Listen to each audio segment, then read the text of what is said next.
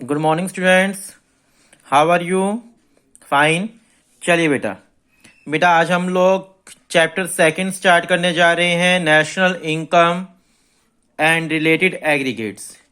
ठीक है, ये चैप्टर आपका फर्स्ट टाइम हो रहा है। इस चैप्टर को बहुत ही अच्छे से करना है। एग्जाम में इस चैप्टर में से 2 न्यूमेरिकल आने के लगभग 90% चांस रहते हैं।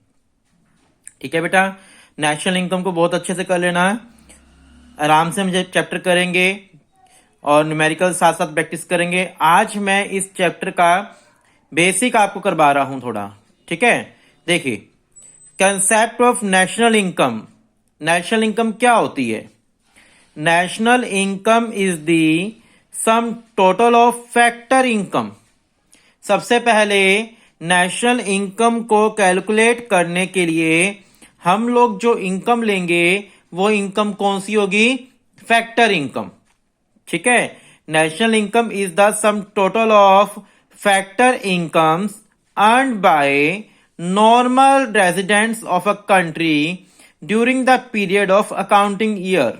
ठीक है, नेशनल इनकम क्या होती है? Sum total of factor income होती है earned by normal resident of a country during the period of accounting year. ये नॉर्मल रेजिडेंट क्या होता है ये भी हम डिस्कस करेंगे। ठीक है, this definition of national income offer 2 important observations.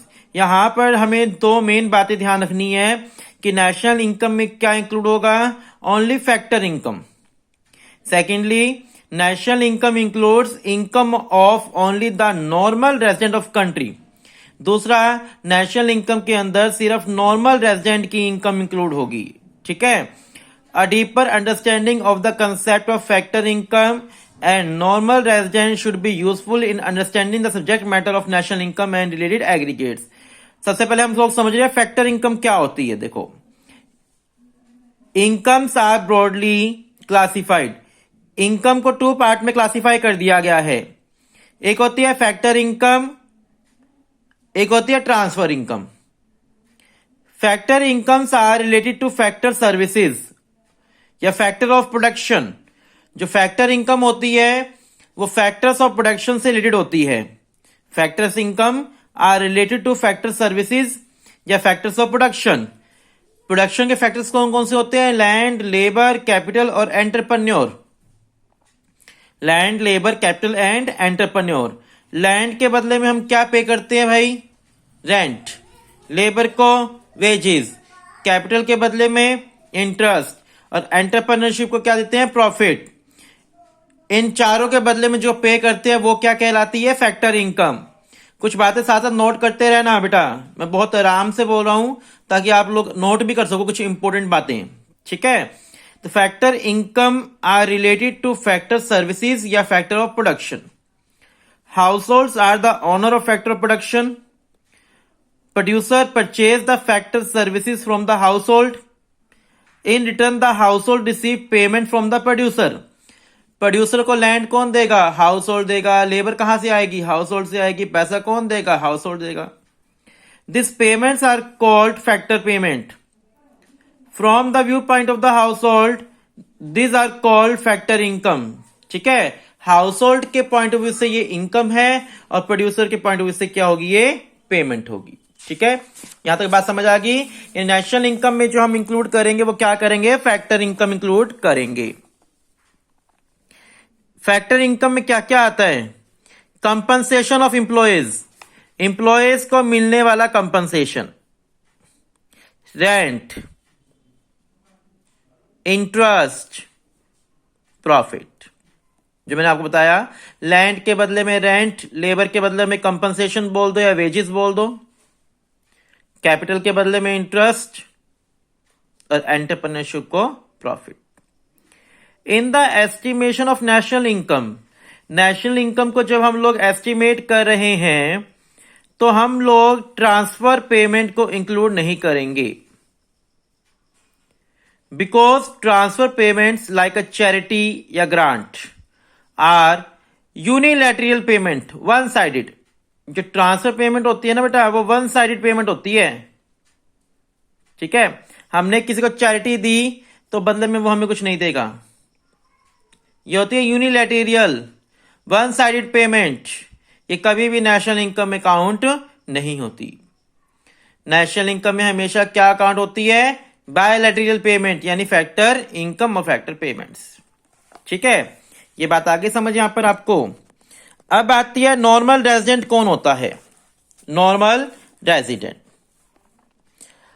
A normal resident is said to be one who ordinarily reside in the country concerned and whose center of economic interest lie in that country. A person residing in a country for a period of 1 year is taken as a ordinary residing in that country. A person is said to have his economic interest in a country when he conducts his economic transaction relating to production, consumption या investment in that country on a significant scale. That person is called normal resident. क्या मतलब है इसका?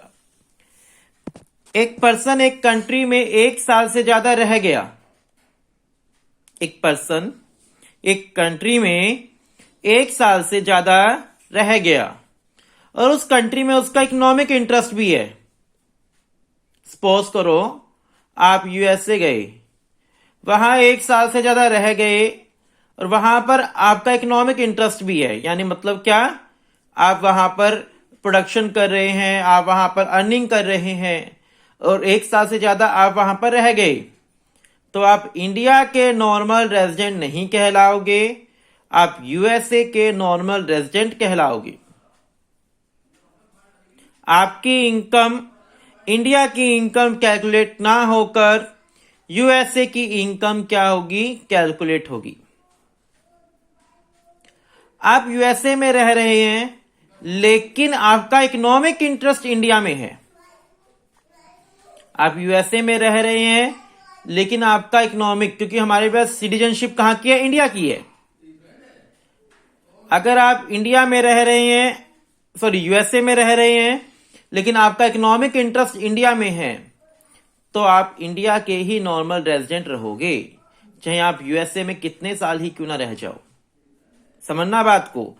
यानी आप दूसरी country में अगर रह रहे हैं तो दोनों कंडीशन अगर वहां सेटिस्फाई होगी, दोनों कंडीशन अगर वहां सेटिस्फाई होगी तो ही आप उस कंट्री के नॉर्मल रेजिडेंट होंगे, अदरवाइज आप इंडिया के ही नॉर्मल रेजिडेंट कहलाएंगे। आप जापान गए, आप वहां पर रह रहे हैं, 1 ईयर से ज्यादा रह गए आप वहां पर, आपको मोर देन 1 ईयर हो गया वहां पर, और आपका इकोनॉमिक इंटरेस्ट भी वहीं पर लाई करता है, आप वहीं पर पैसा कमा रहे हैं, तो आप जापान के नॉर्मल रेजिडेंट कहलाएंगे, क्योंकि दोनों कंडीशन वहां पर क्या हो गई है? सेटिस्फाई हो गई है। हां, अगर आप इंडिया में रहे हैं, इकोनॉमिक इंटरेस्ट जापान में है, यानी एक कंडीशन सेटिस्फाई हुई वहां पर, तो आप वहां के नॉर्मल रेजिडेंट नहीं कहलाओगे, आप इंडिया के ही नॉर्मल रेजिडेंट कहलाओगे। आप जापान में रहे हैं, इकोनॉमिक इंटरेस्ट इंडिया में है, तो भी आप इंडिया के ही नॉर्मल रेजिडेंट कहलाओगे, क्योंकि वहां के अकॉर्डिंग एक कंडीशन सेटिस्फाई हो रही है, दोनों कंडीशन जापान वाली सेटिस्फाई नहीं हो रही। जब तक दोनों कंडीशन सेटिस्फाई नहीं होगी, आप इंडिया के ही नॉर्मल रेजिडेंट कहलाओगे, किसी दूसरी कंट्री के नॉर्मल रेजिडेंट नहीं कहलाओगे। आई होप कि आपको बात समझ आ गई होगी। इसका first point, normal resident include both individual as well as institutions. Normal resident में इंडिविजुअल भी हो सकते हैं, कोई इंस्टीट्यूट भी हो सकता है। It is not necessary that normal resident of a country is also a citizen of that country. जरूरी नहीं है कि नॉर्मल रेजिडेंट उस कंट्री का सिटीजन हो। जैसे मैंने एग्जांपल लिया कि आप यूएसए में 1 साल से ज्यादा रह गए और आपका इकोनॉमिक इंटरेस्ट भी वहीं पर बन रहा है, जबकि आपके पास सिटीजनशिप कहां की है? इंडिया की। तो जरूरी नहीं है कि नॉर्मल रेजिडेंट सिटीजन भी वहीं का हो, सिटीजन वो कहीं का भी हो सकता है। इंटरनेशनल ऑर्गेनाइजेशन, जो इंटरनेशनल ऑर्गेनाइजेशन है सच एज द WHO या IMF, world health organisation, international monetary fund, in a country are not to be taken as a normal resident of that country. However, Indian working in this organization would be taken as a normal resident of India. ठीक है, WHO की branch या IMF की branch कहीं पर भी क्यों ना हो, WHO या IMF की ब्रांच कहीं पर भी क्यों ना हो, वो कभी भी दूसरे देश का नॉर्मल रेजिडेंट नहीं होता। कहने का मतलब क्या है, कोई इंडियन WHO में कहीं पर भी काम करे, कितने साल भी क्यों ना रहे, वो हमेशा इंडिया के ही नॉर्मल रेजिडेंट कहलाएगा। WHO और IMF को एग्जम्पशन है कि WHO में कोई इंडियन काम कर रहा है, IMF में कोई इंडियन काम कर रहा है, कितने ही साल किसी दूसरी कंट्री में क्यों ना रहे, वो हमेशा इंडिया का ही नॉर्मल रेजिडेंट कहलाएगा। The following person are not treated as a normal resident of the country. Foreign visitor in the country for such a purpose as a recreation, holiday, medical treatment, study, conference, sport. Crew members of foreign vessels, commercial travelers, seasonal worker of country, foreigner who are employees of non-resident enterprise, who have come to the country for the purpose of installing machinery in this enterprise. क्या मतलब है, समझना इस बात को। आप किसी दूसरी कंट्री में मेडिकल ट्रीटमेंट के लिए गए हैं, पढ़ने के लिए गए हैं, कॉन्फ्रेंस के लिए गए हैं, स्पोर्ट के लिए गए हैं, छुट्टियां मनाने गए हैं, क्रू मेंबर्स हैं आप, या फिर आप किसी मशीनरी को इंस्टॉल करने के लिए दूसरी कंट्री में गए हैं, या वो आपकी कंट्री में आया है, तो आप दूसरी कंट्री में कितने साल ही क्यों ना रह लो, आप हमेशा इंडिया के ही नॉर्मल रेजिडेंट कहलाओगे। कोई मेडिकल ट्रीटमेंट के लिए पर्सन गया, वहां पर उसको 1 साल से ज्यादा हो गया, तो अभी वो इंडिया का ही नॉर्मल रेजिडेंट कहलाएगा। ठीक है, बात आ रही समझ। बॉर्डर वर्कर, बॉर्डर पे काम करने वाले पर्सन, इंडिया के जैसे बॉर्डर है, मान लो इंडिया पाकिस्तान का बॉर्डर है, ठीक है, तो वहां पर बॉर्डर पे कुछ इंडियंस है, कुछ पाकिस्तानी हैं, तो वो हमेशा अपनी अपनी कंट्री के ही नॉर्मल रेजिडेंट कहलाएंगे। ठीक है, वो दूसरी कंट्री के नॉर्मल रेजिडेंट कभी नहीं बनेंगे। बॉर्डर वर्कर या person who cross the border between 2 countries daily या regularly in order to work in 1 country are the resident of the country in which they live, not of the country in which they are working. ठीक है, बताइए समझ। जैसे मान लो border cross करना पड़ता है डेली, मान लो इंडिया का कोई जो है बॉर्डर मैन है, उसको कोई बॉर्डर क्रॉस करना पड़ता है डेली काम के पर्पज से, और वहां उस कंट्री में रहता भी है, मान लो 1 साल से ज्यादा रह गया उसके बॉर्डर पर, तो भी वो इंडिया का ही नॉर्मल रेजिडेंट कहलाएगा, दूसरी कंट्री का नॉर्मल रेजिडेंट नहीं बनेगा। Officials, diplomats, member of army, army के मेंबर हैं, ये सब हमेशा इंडिया के ही नॉर्मल रेजिडेंट कहलाएंगे, दूसरी कंट्री के नॉर्मल रेजिडेंट नहीं कहलाएंगे। ठीक है, नीचे आपको एक टॉपिक दिया है, नॉर्मल रेजिडेंट ऑफ इंडिया और NRI में difference. Normal resident of India and normal resident of India and non resident of India में डिफरेंस देखिए। Indian working in foreign embassy in India, normal resident क्या है? Indian working in foreign embassy in India. Foreign embassy का मतलब यहां ले लो कोई company है, एम्बेसी, फॉरेन एम्बेसी मतलब फॉरेन कंपनी है। कोई इंडियन जो है वो किसी फॉरेन कंपनी में इंडिया में काम कर रहे हैं, तो नॉर्मल सी बात है वो इंडिया का ही क्या कहलाएगा? Normal resident. कोई foreigner working in Indian embassy in Canada and Japan, India की कोई एम्बेसी है, इंडिया की कोई कंपनी है, जापान में है या कनाडा में है, कोई फॉरेनर वहां काम कर रहा है, तो वो फॉरेन कंट्री का ही नॉर्मल होगा। हमारे लिए वो क्या कहलाएगा? NRI, non resident. ठीक है, बहुत ही सिंपल सा पॉइंट है। कोई इंडियन है, इंडिया में काम कर रहा है, चाहे कंपनी कोई भी हो, इंडियन इंडिया में काम कर रहा है, तो वो इंडिया के लिए नॉर्मल रेजिडेंट है। कोई फॉरेनर फॉरेन में काम कर रहा है, तो वो हमारे लिए क्या कहलाएगा? NRI, non resident Indian. Indian employed in WHO, Indian WHO में या IMF में, 2 पॉइंट दिए, सेकंड और थर्ड पॉइंट। कोई इंडियन डब्ल्यूएचओ में या आईएमएफ में कहीं पर भी काम करे वो इंडिया का ही नॉर्मल रेजिडेंट होगा। कोई फॉरेनर डब्ल्यूएचओ में या आईएमएफ में कहीं पर भी काम करे वो हमारे लिए हमेशा एनआरआई ही कहलाएगा। कोई फॉरेनर है इंडिया में डब्ल्यूएचओ में काम कर रहे हैं, अभी मैंने आपको पॉइंट बताया था डब्ल्यूएचओ में या आईएमएफ में कहीं पर भी कितने साल काम क्यों ना करें वो हमेशा उस अपनी ही कंट्री का नॉर्मल रेजिडेंट कहलाएगा। कोई फॉरेनर इंडिया में इंडियन डब्ल्यूएचओ में काम कर रहा है तो वो हमारे लिए हमेशा नॉन रेजिडेंट ही कहलाएगा, वो हमारे लिए हमेशा एनआरआई ही होगा, वो हमारी कंट्री का नॉर्मल रेजिडेंट नहीं बनेगा। ठीक है, कोई इंडियन डब्ल्यूएचओ में काम कर रहा है या फिर आईएमएफ में काम कर रहा है तो वो हमेशा हमारे लिए नॉर्मल रेजिडेंट होगा। कोई जो फॉरेनर है वो डब्ल्यूएचओ में काम कर रहा है या आईएमएफ में काम कर रहा है तो वो हमारे लिए हमेशा एनआरआई होगा। Ambassador for India in rest of world, ambassador सुना आपने? एम्बेसडर्स को हिंदी में बोलते हैं दूत, राजदूत। जैसे इंडिया के एम्बेसडर्स होते हैं, हर कंट्री के अंदर इंडिया का एक एम्बेसडर होगा जो इंडिया को रिप्रेजेंट करेगा। सेम एज इट इज हर कंट्री का एक एम्बेसडर इंडिया में होगा जो अपनी अपनी कंट्री को इंडिया में रिप्रेजेंट करेगा। ठीक है, हमारी कंट्री का कोई एम्बेसडर कहीं पर भी क्यों ना हो, चाहे जापान में चाहे चाइना में कहीं पर भी क्यों ना हो, इंडिया का एम्बेसडर कहीं पर भी हो रेस्ट ऑफ वर्ल्ड वो हमेशा ही इंडिया का नॉर्मल रेजिडेंट होगा।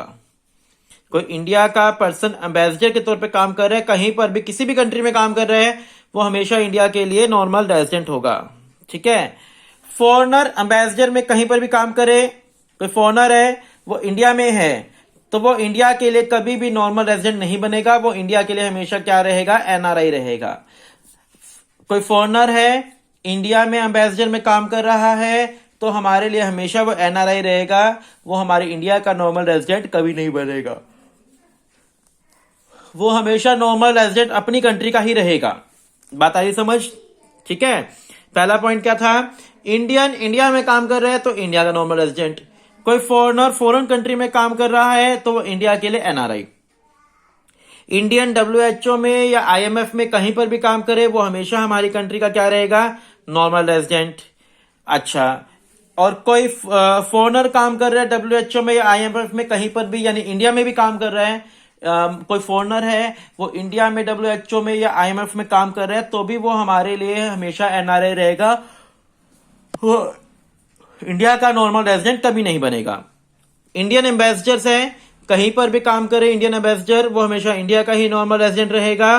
कोई फॉरेन एम्बेसडर है चाहे वो इंडिया में ही क्यों ना रह रहा हो, इंडियन के पास ही क्यों ना रह रहा हो, वो हमेशा हमारे लिए एनआरआई रहेगा, इंडिया के लिए नॉर्मल रेजिडेंट नहीं बनेगा। The foreign citizen living in India for a period of more than 1 year, कोई फॉरेनर इंडिया में 1 साल से ज्यादा रह गया और यहां पर इकोनॉमिक, कोई फॉरेनर इंडिया में 1 साल से ज्यादा रह गया और यहां पर इकोनॉमिक इंटरेस्ट भी लाई कर रहा है तो वो इंडिया का क्या बन जाएगा, नॉर्मल रेजिडेंट। ठीक है, कोई फॉरेनर इंडिया में 1 साल से कम रहा तो वो हमारे लिए क्या कहलाएगा, एनआरआई कहलाएगा। ठीक है, आई होप कि आप डिफरेंस बहुत अच्छे से इसके समझ गए होंगे। Domestic income and national income, next concept क्या आपका, domestic income and national income. आज आप इसकी थ्योरी कर लो थोड़ी सी, कल इसका आपका फिर मैं न्यूमेरिकल थोड़ा स्टार्ट करवाऊंगा, इसके अंदर थोड़ा बेसिक समझ आ जाएगा, फिर न्यूमेरिकल करने में दिक्कत नहीं होगी। Domestic income and national income क्या होता है? At the macro level the concept of income is used both as a domestic concept and national concept. When we use a domestic concept we call it domestic income. जब हम domestic concept को use करते हैं तो वो domestic income है, जब हम नेशनल कंसेप्ट को यूज करते हैं तो वो क्या कहलाएगा, national income. Both domestic income and national income include the 4 basic element factor income. चाहे डोमेस्टिक इनकम हो चाहे नेशनल इनकम हो, हमें बेसिक 4 फैक्टर्स तो लेने ही लेने हैं, जैसे वेजेस हो गया, रेंट हो गया, इंटरेस्ट हो गया, प्रॉफिट हो गया। बट डिफरेंस क्या है कि नेशनल इनकम के अंदर हम लोग इनकम फ्रॉम अब्रॉड भी लेते हैं, इनकम फ्रॉम अब्रॉड, ये ध्यान रखना।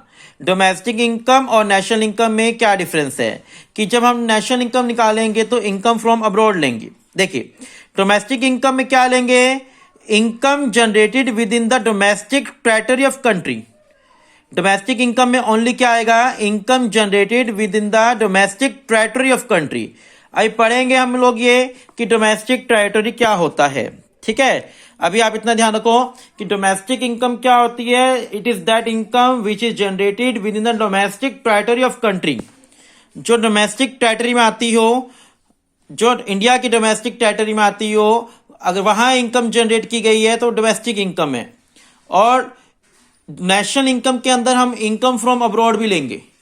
डोमेस्टिक इनकम में इनकम फ्रॉम अब्रॉड नहीं लेते, डोमेस्टिक इनकम में इनकम फ्रॉम अब्रॉड नहीं लेते, ठीक है। बात आ रही है समझ यहां पर कुछ। चलिए, ये डोमेस्टिक टेरिटरी वाला कंसेप्ट हम लोग कल डिस्कस करेंगे। इससे पहले मैं आपको थोड़ा सा कंसेप्ट बता दूं यहां पर क्या क्या रहेगा। आपको ये दिख रहा है यहां पर एक जीडीपी एट एमपी। जी से ग्रॉस, डी से डोमेस्टिक, पी से product. Gross domestic product at MP, इसको बोलते हैं GDP at MP. Gross domestic product at market price. MP का मतलब मार्केट प्राइस, ठीक है। ये चीजें याद रखनी है आपको। जी से ग्रॉस, जी से डोमेस्टिक, पी से प्रोडक्ट, एमपी से market price. NDP at MP, net domestic product at market price. GDP at FC, इसका क्या मीनिंग है, gross domestic product at factor cost. NDP at FC का क्या मीनिंग है, net domestic product at factor cost, ठीक है। बताइए समझ। अच्छा, यहां पर आपका है जीएनपी एट एमपी। जी से ग्रोस, एन से नेशनल, बीच में एन है ना, यहां डोमेस्टिक था या नेशनल है। Gross national product at market price. NNP, net national product at market price. GNP at FC, gross national product at factor cost. NNP at FC, net national product at factor cost, ठीक है। ये सारी चीजें हम लोग कल discuss करेंगे बड़े आराम से। जितना मैंने आज आपको करवाया थ्योरी के पोर्शन से, आपको बहुत अच्छे से वो करना है, ठीक है, ताकि हम न्यूमेरिकल में पढ़ कर ले। ज्यादा मुश्किल चैप्टर नहीं है, ये इजी चैप्टर है। थोड़े से कंसेप्ट आपको ध्यान रखने हैं बस, और कुछ नहीं करना। चलिए बेटा, thank you, have a nice day.